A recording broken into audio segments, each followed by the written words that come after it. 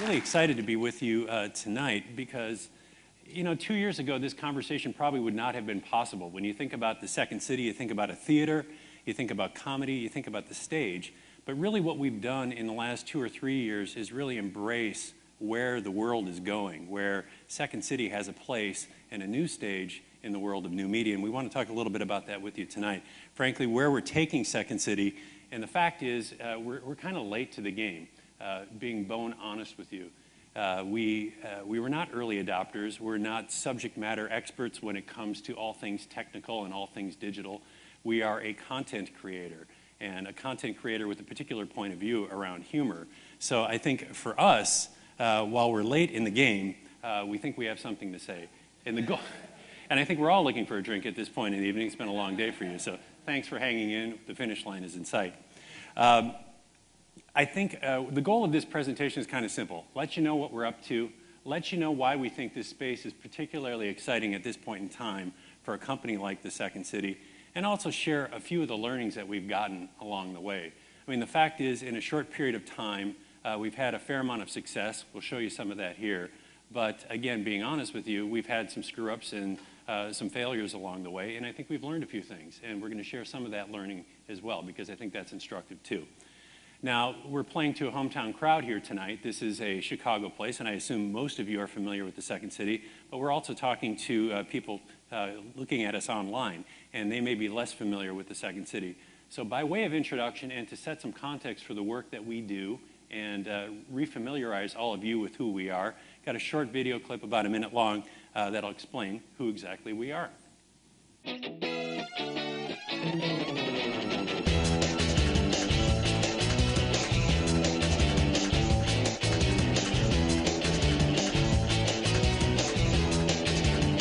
Hello, Bob.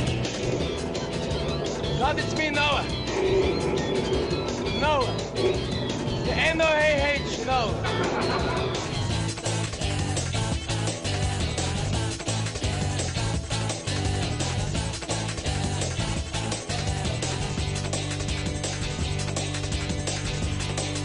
I am 35 years old. I am divorced, and I live in a van down by the river.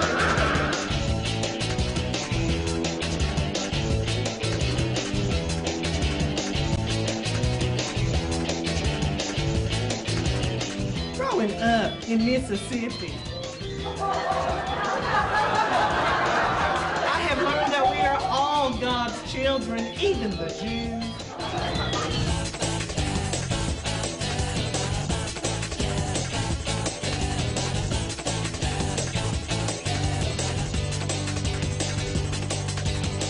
If you don't jump now, we'll miss the drop zone! Thank you for flying Southwest!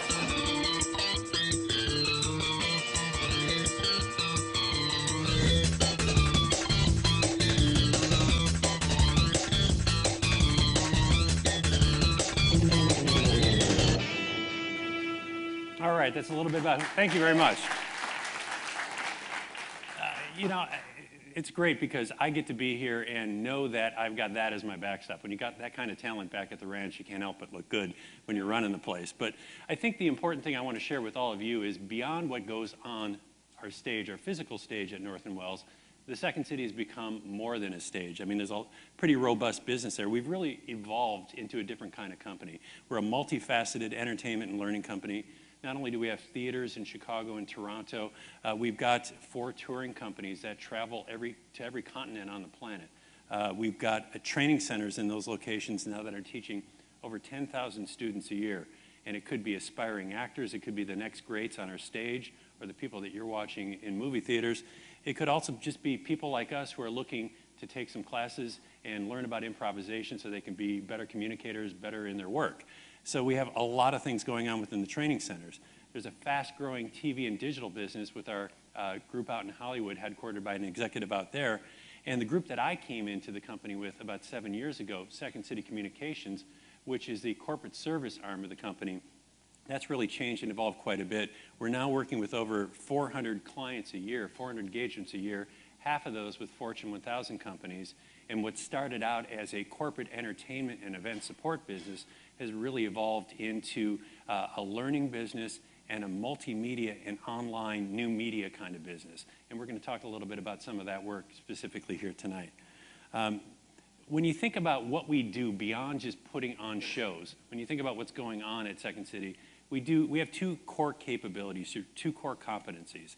It's really all about creating content and developing talent. And by that reel that you can see, we've developed some talent, arguably with some success. So we know a little bit about how we can create this kind of content, specifically short-form content, and now we're finding new ways to productize that and new ways to take that into different spaces. The truth is, 200,000 people only see us on our stages. We're playing to packed houses every night, but when you think about what happens in Chicago, that's still a relatively finite audience. We see what's going on right now. The web is becoming our next stage, and finding ways to take our point of view, our content, our art, our work, and introduce it to new audiences through new media. You know, why should we be in this space? You know, I talked a little bit about this. We know short-form comedy. If you've ever been to a Second City show, and how many in the room have been to a Second City show? So you get a sense of what that is. It's a sketch comedy review, right? That means short-form content, maybe sketches 3 to 5 minutes in length, and a whole series of those combined together, stitched together to form a very funny comedic review. So we've been developing that kind of material for a long time. We know how to do that. We know how to do it rapidly and take it into this new world as well. I think, you know, and that might be somewhat obvious because humor plays so well in the online world, and I think that's kind of a given that we would know how to do that. I think people think less about us in the context of interactive. And again, if you've been to Second City shows, you know how much in the improv form, audience suggestion drives the material on stage. It really shapes the shows that we put up, and it shapes a given scene. It can shape characters, that sort of thing. So we're hardwired to think in terms of co-creation with an audience. In a sense, breaking down that fourth wall that separates the actors from the audience. And again, in the context of interactive and the new media world, that's a core attribute that we have. We didn't know it, we didn't set out to be it, but lo and behold, we have it. And those two things really bode well for us when it comes to this kind of space. And then lastly, there are literally hundreds of writers and actors and directors and videographers and producers who work within the Second City family. And there are only a few stages that you can play on. So not only do we have that capability, but we have vast talent back at the ranch that we want to put to work. And this affords us the opportunity to be in that space. So if you ask the question, what are we doing here? Why do we see an opportunity within this space? It's for these reasons. You know, we're doing a few different things, and I'm talking about how we're creating our own properties, how we're creating properties for our corporate clients, how we're using new media within the context of learning and education, and then lastly, how we're using it in terms of a business intelligence tool. And again, all these things were probably not things that you thought of when you came in and you thought about the Second City, but this little old comedy engine that could is getting it done in a few different ways. So one of the properties that we're really proud to talk about is Second City's Quarantine, which is a branded comedy site that doesn't exist yet. It's in development, and it's going to be launched later on this year. It's something that we're developing in partnership with MRC, Media Rights Capital, who are doing tremendous work in this space. And we feel that we have a point of view that might be a little bit different. There's a lot of comedy, there's a lot of entertainment out there, but we feel that we have a specific brand of comedy and the ability to create more reliably strong comedy on an ongoing basis. And also we have that point of view about interactivity, that if you look at what's missing out there in this space, there's a lot of funny stuff, but there's also some stuff that misses quite often. And there is, even the best comedy, it's still pushing content out in a one-way monologue as opposed to figuring out devices and tools to create that kind of audience interactivity. That's what we're looking to do with this particular property. As I mentioned, or I didn't mention, but this is going to be an advertising or sponsor-driven model, and it's something that we're looking to get done yet this year, so that'll be up and running before the close of 2008. So creating for our own properties. In terms of other things that we're doing within Second City Communications, we are taking all of those corporate and Fortune 1000 conversations that we're having, and we're also doing work for corporate clients in the way of new media, the way of web development and marketing services. We're creating online marketing campaigns for blue chippers, a lot of brands that you know and love. That constitutes web development, short-form videos, interactive games, satiric quizzes, the kind of stuff that can really engage customers in a different way, applying the same kinds of principles and the same kinds of ideas that we have about engaging an audience in our theater to this world. It's pretty fun stuff. And also we're totally embracing the idea of user-generated elements within those. Clients include McDonald's, The Economist, Motorola, CareerBuilder.com, Norwegian Cruise Lines, a whole bunch of other clients. And I want to show you some work that we're doing right now that we did with McDonald's Canada in support of their coffee business. And it's a way that we wanted to just create some genuine, authentic moments with people, our actors, talking about their relationship to coffee. It's a simple idea, but the way we execute it, I think, is a fun twist. Yeah, if I don't get that cup of coffee in the morning, I feel like I feel like a manatee. I feel like I'm moving slowly through a thick environment. Like I'm wading through cold water. It just doesn't feel good. I feel like I'm not moving quickly enough. I feel like I'm not responding. But I feel like I'm not able to manipulate my environment as much as I'd like to. To do the things I want to do. So I feel just kind of slow and kind of a little bit lazy as well, Yeah. I think when I get that first cup of coffee in the morning, I feel more like a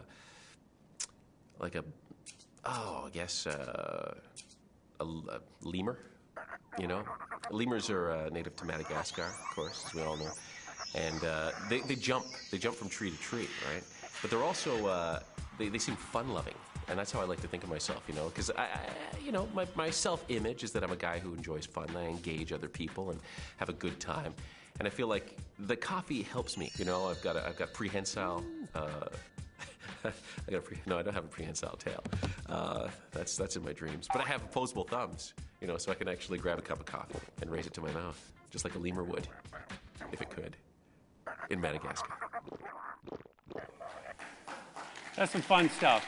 And there's a whole series of those, and it all follows the same idea, just people and relationships of coffee brought to life through a different comedic take on the topic. Another example I'm going to show you just in a second is for The Economist magazine. Are you all familiar with The Economist? They're doing wonderful stuff here in North America and having a great run versus a lot of their competition because they're doing some particularly innovative stuff. And they engaged us, again, taking advantage of the Second City's point of view on political satire, and we've worked with them.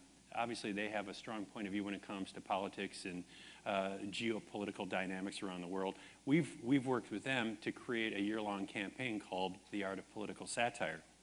And the cool thing about this is it combines live, custom-written shows that we take around the U.S., from San Francisco to Dallas to D.C. to Raleigh to Atlanta, and we're playing to packed houses following the whole election year, where we take on those topics and those issues in a fresh and comedic way. And we're also taking those into the online space. So the same sensibility we're using here as well. And we've created a site working with their political cartoonist, Kevin Gallagher. Cal, you may be familiar with him. And it's pretty cool stuff. So we'll just give you a little bit of a glimpse of that and a short sample of a video that we've created for them. So if you'd roll that, please.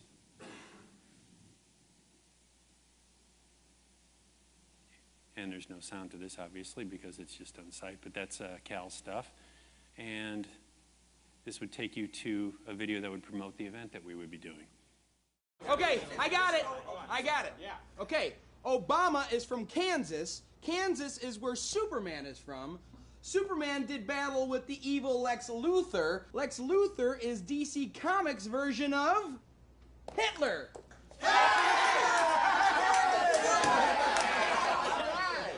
Hillary is married to Bill. Bill appeared on the Arsenio Hall show. Arsenio's mustache, if you look at it closely, is the mustache of Hitler! We've done it. We've successfully connected the Democrats to Hitler. McCain can't lose. Wait a minute. What about McCain? What about McCain? Hello, he was a Nazi POW? It wasn't World War II. It was World War I. Is he that old? Actually, he's older. It was the Spanish-American War. He's right. We're in the clear!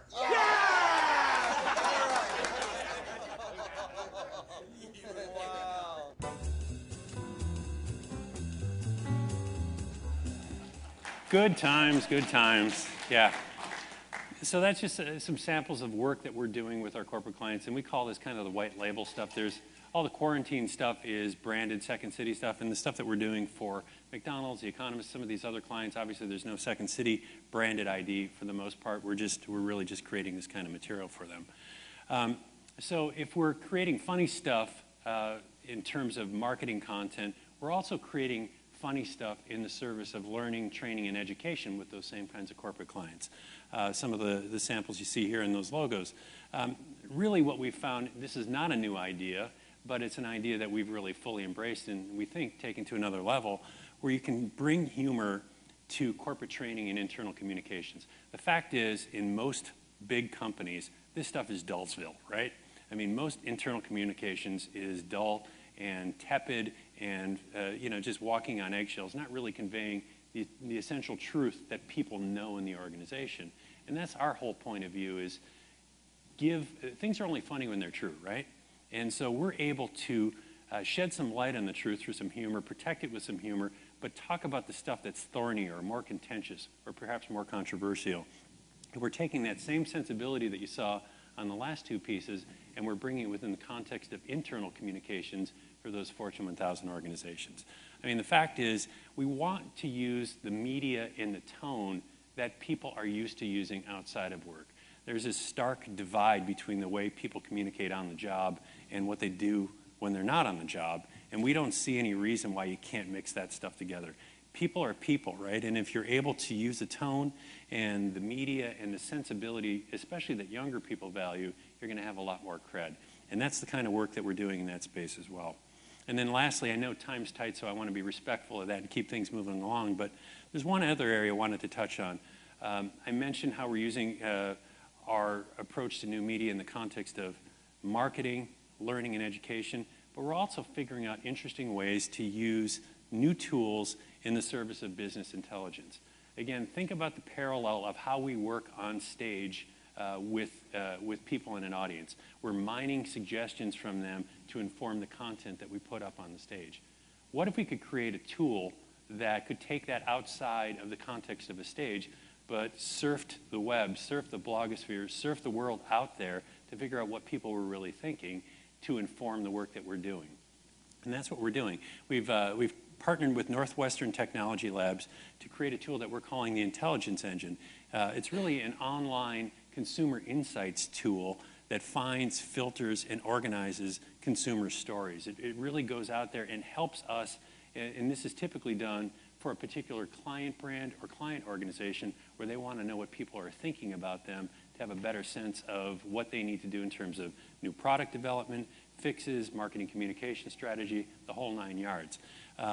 It tells specifically what people like, what they hate, and what they want. And as far as we're concerned, we haven't seen anything quite exactly like it.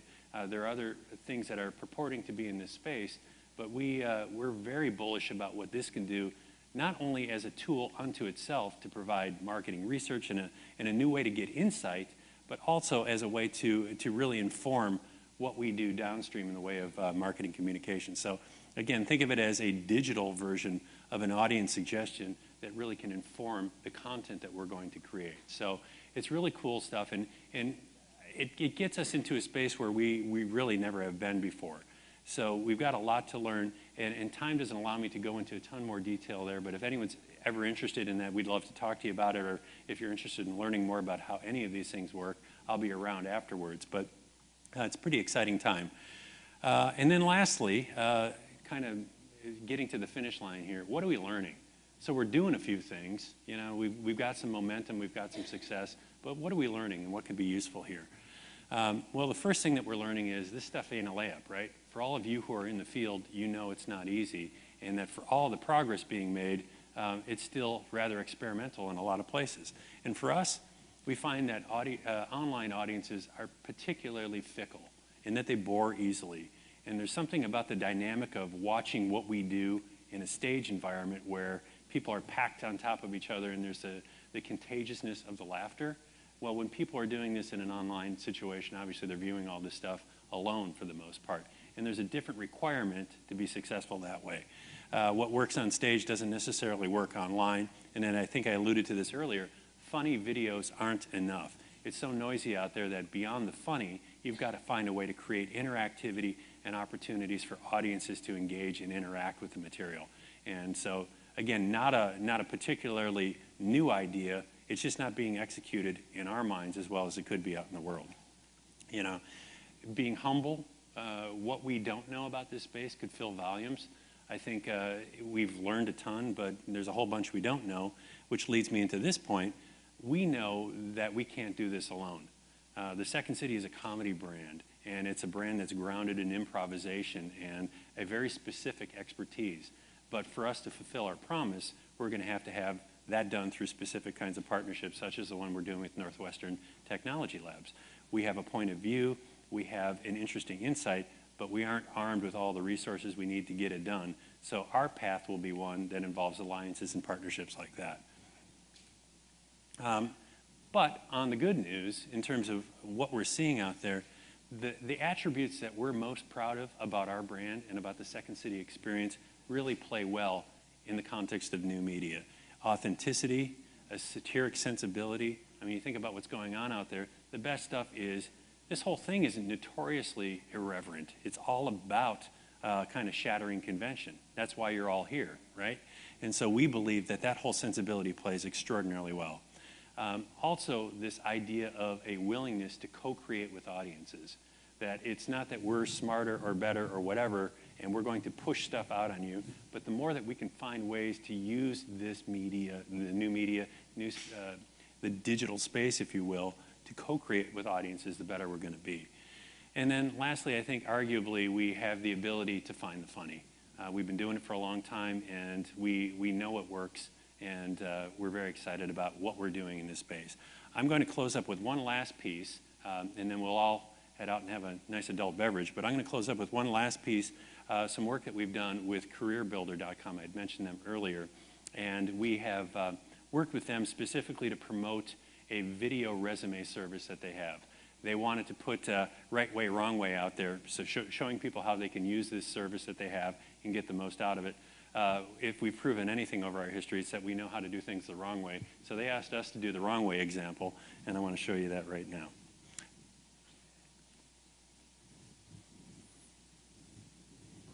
Hi, I'm Hans Roland, and I want to be your next HR specialist. My take on HR, I want to put more H in HR, more human in human resources. I'm going to sing you a song. This is something I do with my youth group. I'm just going to let it fly. Got a song right here on my computer. There it is. If you've got the energy, I've got the synergy. Synergy, synergy, synergy, synergy. I'll train you, but I won't harass you. Harassment is wrong, and I learned that the easy way in a seminar. Will you be my friend? Will you trust me? I'll give you the sick days and flex time you need. Just don't get sick all the time. I'll give you the benefits you need. You'll be my friend with benefits.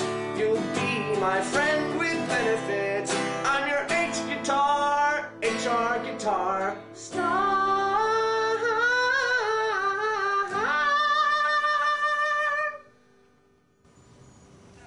Thank you. So thank you very much for your time. We really appreciate you being here tonight, and I hope this was helpful to all of you. Good night.